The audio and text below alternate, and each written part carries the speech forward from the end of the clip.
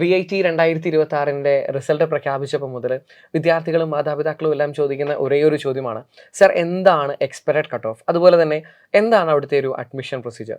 Joby sir, സ്നേഹപൂർവ്വം സ്വാഗതം. ഈ 2 ചോദ്യങ്ങൾ മാത്രം ഈ ഒരു ഇൻ്റർവ്യൂ സെക്ഷനിൽ എനിക്ക് ചോദിക്കാനായിട്ടുള്ളൂ. സർ, എന്താണ് എക്സ്പെക്റ്റഡ് കട്ട് ഓഫ്, അതുപോലെ തന്നെ അഡ്മിഷൻ പ്രൊസീജിയർ എന്തൊക്കെയാണ്? നമുക്ക് കട്ട് ഓഫിൽ കാറ്റഗറി 1-ലും 2-ലും കുറച്ച് വ്യത്യാസങ്ങൾ വരും. വ്യത്യാസങ്ങളെന്ന് പറയുമ്പോൾ അത് കട്ട് ഓഫ് റാങ്ക് ഉയരാനാണ് സാധ്യത. കാരണം കഴിഞ്ഞ വർഷം ഈ 2 കാറ്റഗറിയുടെ പ്രത്യേകത ലോ ഫീസ് സ്ട്രക്ചർ, ഏറ്റവും താഴ്ന്ന ഫീസ് സ്ട്രക്ചർ വരുന്നത്. ഇപ്പോൾ 2 ലക്ഷത്തിനോട് അടുത്ത് വരുന്ന ഫീസ് സ്ട്രക്ചറാണ്. ഇവരുടെ തന്നെ സബ്ജക്റ്റുകളെ അല്ലെങ്കിൽ ബ്രാഞ്ചുകളെ 2 കാറ്റഗറിയായിട്ട് തിരിച്ചിട്ടുണ്ട്, എയും ബിയും. അതിനകത്ത് ബി ആണ് നമ്മുടെ കുട്ടികൾ കൂടുതൽ പ്രിഫർ ചെയ്യുന്ന കമ്പ്യൂട്ടർ സയൻസും ഇലക്ട്രോണിക്സും പോലെയുള്ള ബ്രാഞ്ച്. എയിൽ വരുന്നത് കെമിക്കലും ഇലക്ട്രിക്കലും അതുപോലെ സിവിലും ഒക്കെയാണ്. എയിൽ 1.76 ആണ് കാറ്റഗറി 1-എങ്കിൽ ബി വരുമ്പോൾ അത് 1.92 അല്ലെങ്കിൽ 96 വരും എന്ന് പറഞ്ഞാൽ ഏകദേശം 2 ലക്ഷം നമുക്ക് പറയാൻ പറ്റും. അപ്പോൾ ആ 2 ലക്ഷത്തിൻ്റെയും 3 ലക്ഷത്തിൻ്റെയും കാറ്റഗറി 2 3 ലക്ഷമാണ്. കാറ്റഗറി 3 എന്ന് പറയുമ്പോൾ 4 ലക്ഷമാവും ഈ ബിക്ക്. കാറ്റഗറി 4 എന്ന് പറയുമ്പോൾ 4.5 ആവും. 2, 3, 4.5, 4, 4.5. അടുത്തതാണ് കാറ്റഗറി 5. അപ്പം 2 ലക്ഷം, 3 ലക്ഷം, 4 ലക്ഷം, 4.5 ലക്ഷം, പിന്നെ 5-ലേക്ക് എത്തുകയാണ്. ഇതെല്ലാം ഒരു വർഷത്തെ ഫീസാണല്ലേ? ഒരു വർഷത്തെ ഫീസാണ്. അപ്പോൾ ആദ്യത്തെ 2 കാറ്റഗറിയിൽ കട്ട് ഓഫ് ഉയരാനാണ് സാധ്യത. പിന്നെ നമുക്ക് ഇവിടുത്തെ അഡ്മിഷൻ പ്രൊസീജിയറിലേക്ക് നമ്മൾ വരികയാണെങ്കിൽ നമുക്ക് പറയാൻ പറ്റുന്നത്, ഈ കഴിഞ്ഞ ദിവസം ഇതിൻ്റെ റിസൾട്ട് വന്നു. കുട്ടികൾ നമുക്ക് ആദ്യം വരുന്ന ഒരു റിസൾട്ടാണ് VIT. കാരണം നമ്മുടെ മലയാളികളെ സംബന്ധിച്ച് അവർ ശ്രദ്ധിക്കുന്ന കൂടുതൽ കുട്ടികൾ എഴുതുന്ന ഒരു പരീക്ഷയാണ് VITയുടെ എൻട്രൻസ് എക്സാം, VIT EEE എന്ന് പറയുന്ന പരീക്ഷ. അപ്പോൾ ഇപ്പം റെഡിയായിട്ട് നമ്മൾ ചെയ്യേണ്ട കുറച്ച് കാര്യങ്ങളുണ്ട്. ഇവിടെ നമുക്ക് കുട്ടികളെ സംബന്ധിച്ച് അവരുടെ റാങ്ക് അനുസരിച്ച് അവരുടെ ഇൻ്റർവ്യൂ ഡേയ്സ് പലതായിട്ട് ഡിവൈഡ് ചെയ്തിട്ടുണ്ട്. അല്ലെങ്കിൽ അവരുടെ അലോട്ട്മെൻറ്റിൻ്റെ ദിവസങ്ങൾ പല സ്ലോട്ടുകളാണ് കൊടുത്തിരിക്കുന്നത്. ആദ്യത്തെ ഒരു ഗ്രൂപ്പ് എന്ന് പറയുന്നത് 1 മുതൽ 20,000 വരെ റാങ്ക് കിട്ടിയ കുട്ടികളാണ്. അപ്പോൾ അവർക്കാണ് ഇപ്പോൾ റെഡിയായിട്ട് ചെയ്യേണ്ടത്. രണ്ടാമത്തെ ഗ്രൂപ്പ് എന്ന് പറഞ്ഞ് 20,000 മുതൽ 45,000 വരെ. മൂന്നാമത്തെ എന്ന് പറയുമ്പോൾ 45,000 മുതൽ 70,000 വരെ. നാലാമത്തെ 70,000 മുതൽ 1 ലക്ഷം വരെ. ഇപ്പോൾ ഈ 1 ലക്ഷത്തിനൊരു പ്രത്യേകതയുണ്ട്.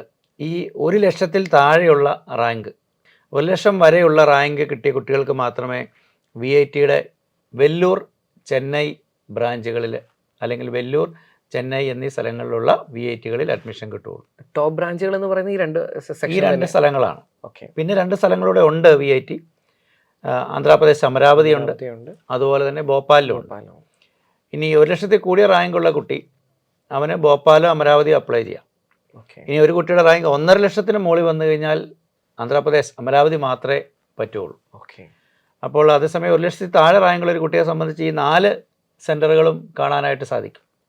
അപ്പോൾ അതിനകത്ത് ഇഷ്ടമുള്ളത് അപ്ലൈ ചെയ്യാനായിട്ട് പറ്റും. അപ്പോൾ കുട്ടികൾ ചെയ്യേണ്ടത് VIT EEEയുടെ സൈറ്റിൽ കയറിയിട്ട് അവരുടെ ആപ്ലിക്കേഷൻ നമ്പർ, പാസ്വേഡ് കൊടുത്തു കഴിയുമ്പോൾ അവർക്കത് ഓപ്പൺ ചെയ്ത് കയറാം. അപ്പോൾ അതിനകത്ത് ആദ്യം ഫീസ് അടയ്ക്കേണ്ടതായിട്ട് വരും. ഫീസ് 5,000 GST കൂടെ വരുമ്പോൾ 5,900 രൂപ ഫീസ് അടയ്ക്കണം. ഇത് നോൺ റീഫണ്ടബിളാണ്. ഒരു കാരണവശാലും നമ്മളിത് അലോട്ട്മെൻറ്റ് ഫീ ആയിട്ടാണ് എടുക്കുന്നത്. ഇത് നമുക്ക് റിട്ടേൺ ചെയ്യുന്നതല്ല ഒരു കാരണവശാലും. അപ്പോൾ അത് നമുക്ക് മനസ്സിലാക്കണം. നമ്മൾ ഈ പ്രോസസ്സിൽ പങ്കെടുത്താൽ തീർച്ചയായിട്ടും നമുക്ക് ഈ 5,900 നഷ്ടപ്പെടും എന്ന് മനസ്സിലാക്കണം. അപ്പോൾ അതിനുശേഷം ചോയ്സ് ഫില്ലിംഗ് എന്ന് പറഞ്ഞൊരു സെക്ഷനുണ്ട് അടുത്ത്. അപ്പോൾ ചോയ്സ് ഫില്ലിങ്ങിലേക്ക്, അതായിരിക്കും കുട്ടികൾ ഏറ്റവും കാര്യമായിട്ട് ശ്രദ്ധിക്കേണ്ട ഒരു കാര്യം.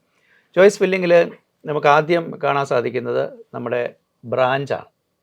എന്ന് പറഞ്ഞാൽ ബിടെക് ബ്രാഞ്ചാണ് നമ്മൾ ഉദ്ദേശിക്കുന്നത്. പ്രോഗ്രാമാണ് ബിടെക്.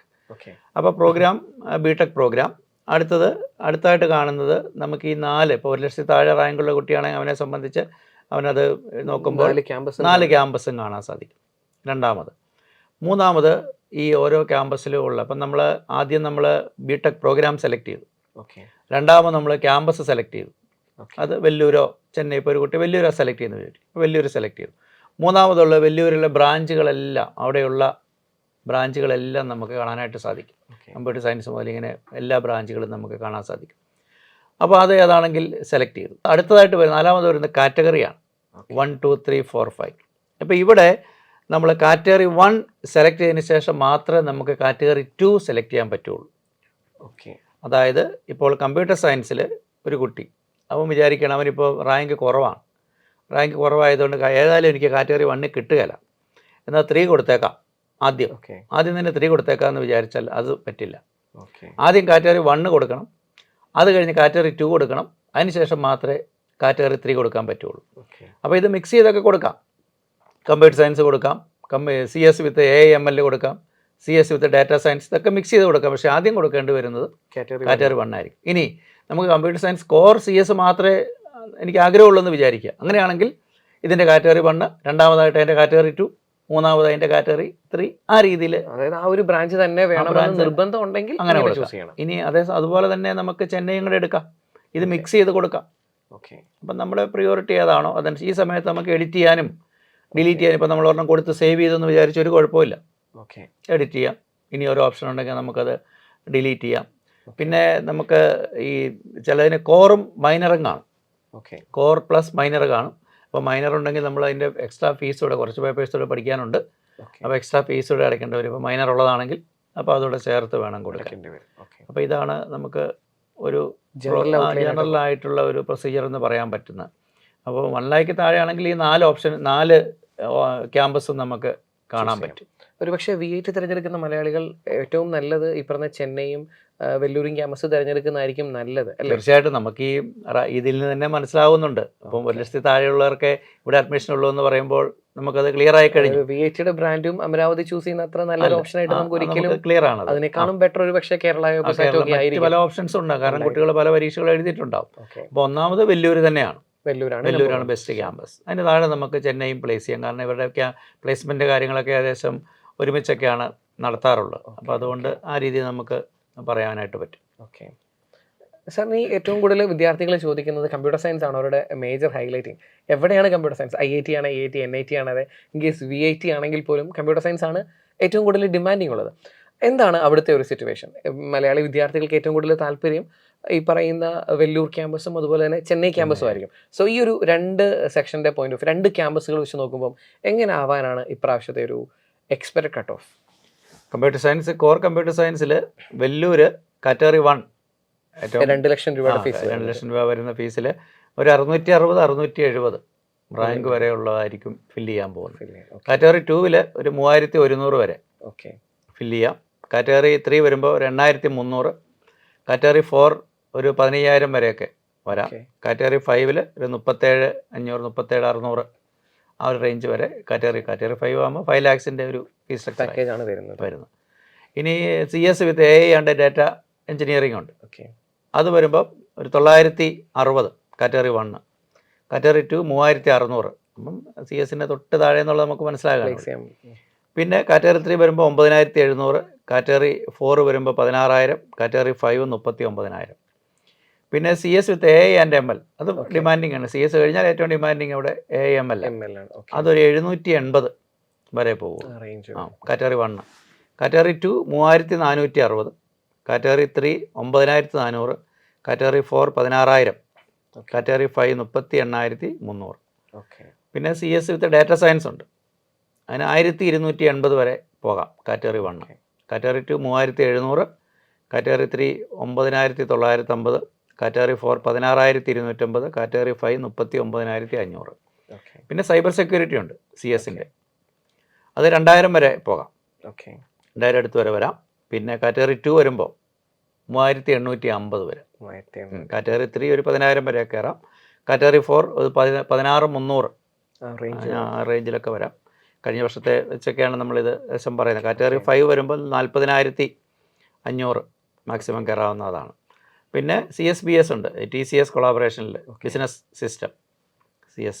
അപ്പോൾ അത് കാറ്റഗറി 1 3900, കാറ്റഗറി 2 12,000, കാറ്റഗറി 3 14,000, കാറ്റഗറി 4 20,500, 5 ആകുമ്പോൾ 42,000. IT അവിടെ ഡിമാൻഡിങ് ആണ്. കമ്പ്യൂട്ടർ സയൻസിന് അടുത്ത് തന്നെ ഉണ്ട് IT ബ്രാഞ്ച്, 2000 വരെ നല്ല ഡിമാൻഡിങ് ആണ്. അപ്പം നമ്മൾ സൈബർ സെക്യൂരിറ്റിയുടെ അതേ ലെവലിൽ തന്നെയാണ് IT നിൽക്കുന്നത്. 2000 വരെ വരാം. Category 2 4000, category 3 10,000, category 4 16,500, category 5 42,000. പിന്നെ CS ബയോ ഇൻഫോർമാറ്റിക്സ് അത് ശ്രദ്ധിക്കേണ്ടത് അത് ബയോളജി കുട്ടികളാണ് എഴുതിയിരിക്കുന്നത്. ഓക്കെ മാത്സ് പഠിക്കാത്ത കുട്ടികൾ, ഓക്കെ അവർക്ക് എഞ്ചിനീയറിംഗിനൊരു അവസരം കൊടുത്തിരിക്കുന്ന ഒരു വെയിറ്റ് ഒരു സ്പെഷ്യൽ ഫീച്ചർ ആയിട്ട് പലപ്പോഴും പ്രസന്റ് ചെയ്യുന്ന ഒരു ഐറ്റമാണ്. അപ്പോൾ അതുകൊണ്ട് നമ്മൾ ആ റാങ്ക് കട്ട് ഓഫ് നമ്മൾ ശ്രദ്ധിക്കേണ്ടത് 720. അപ്പോൾ നമ്മൾ വിചാരിക്കും ഇത്ര ഉയർന്ന കട്ട് ഓഫ് എങ്ങനെ വന്നു. CS വിത്ത് ബയോ ഇൻഫോർമാറ്റിക്സ് എന്ന് പറയുന്നൊരു പ്രോഗ്രാമാണ്. ഓക്കെ അപ്പോൾ 720 കട്ട് ഓഫ് വരാവുന്നു. അപ്പോൾ നമ്മൾ മറ്റേതായിട്ട് കമ്പയർ ചെയ്യല്ല, ഇത് ബയോളജി സ്റ്റുഡൻസ് ആണ് എന്ന് വിചാരിക്കണം. മാത്സ് അല്ല സെപ്പറേറ്റ് റാങ്ക് ലിസ്റ്റ് ആണ്. അതെ, അപ്പോൾ അതുകൊണ്ടാണ്. അപ്പോൾ 720 ആണ് വരുന്നത് ബയോളജിക്കാർ. പിന്നെ കാറ്റഗറി 2 1850 ഈ ഇൻഫോർമാറ്റിക്സ് തന്നെ. പിന്നെ കാറ്റഗറി 3 3200, കാറ്റഗറി 4 4800, കാറ്റഗറി 5 7000. ഓക്കെ അപ്പോൾ ഇതൊക്കെയാണ് നമുക്ക് CS റിലേറ്റഡ് ആയിട്ട് മെയിൻ ബ്രാഞ്ചുകൾ. പിന്നെ ECEയിലൊക്കെ വലിയ ഒരു ഡിമിനിഷിംഗ് ആണ് നമുക്ക് സീറ്റുകളുടെ എണ്ണത്തിൽ ഈ കാറ്റഗറി 1ലും 2ലും. അതുകൊണ്ട് ഇപ്പോൾ CS 1450 ഓക്കെ കാറ്റഗറി 1 ഫില്ല് ചെയ്യാൻ പോകുന്നത്. കഴിഞ്ഞ വർഷം ഒരു 4000 റേഞ്ചിൽ വരെയൊക്കെ അതിന് മുമ്പിൽ നമ്മൾ കട്ട് ഓഫ് പറഞ്ഞുകൊണ്ടിരുന്ന, അതായത് കാറ്റഗറി 1ലെ സീറ്റ്സിന്റെ എണ്ണം വളരെ ഒരുപാട് കുറച്ചിട്ടുണ്ട്. അതാണ് 1450. കാറ്റഗറി 2 6250 ECE ബ്രാഞ്ച് ആണ്. ECE ഇപ്പം അതിൽ ഡിമാൻഡിങ് ആയിട്ട് വന്നിരിക്കുകയാണ്. 6250 കാറ്റഗറി 2. കാറ്റഗറി 3 17650. 4 ആകുമ്പോൾ 21500, 5 ആകുമ്പോൾ 44500. പിന്നെ ഈ ECE വിത്ത് VLSI ഡിസൈൻ ഉണ്ട്, ഓക്കെ മൈനറായിട്ട് വരുന്നത്. അത് 2125. അതൊക്കെ ഡിമാൻഡായി കാറ്റഗറി 1ൽ. Category 2 9500, category 3 20000, 4 25000, 5 46000. ഇതുവരെയാണ് ഒരു സിറ്റുവേഷൻ ECEയുടെ നമുക്ക് പറയാവുന്നത്. അതുപോലെ ഹെൽത്ത് സയൻസ് ടെക്നോളജി, ഓക്കെ അതും ബയോളജിക്കാരുടെയാണ്. ബയോളജിക്കാരുടെ 1020 കാറ്റഗറി 1. 2 4250, 3 7300, ഓക്കെ 4 9100, 5 12300. ഓക്കെ പിന്നെ അവിടുത്തെ ഒരു ബ്രാഞ്ചാണ് electrical and computer. Electrical and computer science demanding ആണ്. 4800 ഓക്കെ കാറ്റഗറി 1. 2 12500, 3 20000, 4 30000, 5 46500. ഓക്കെ പിന്നെ ട്രിപ്പിളി ഇലക്ട്രിക്കൽ ട്രിപ്പിളിംഗ് അടുത്ത് 5800 കാറ്റഗറി 1. 2 14400, 3 21000, 4 31000, 5 48500. പിന്നെ ഇലക്ട്രോണിക്സ് ആൻഡ് ഇൻസ്ട്രുമെൻറ്റേഷൻ ബ്രാഞ്ച്, അത് 7850. 1. 2 16800, 3 25000, 4 33500, 5 50500.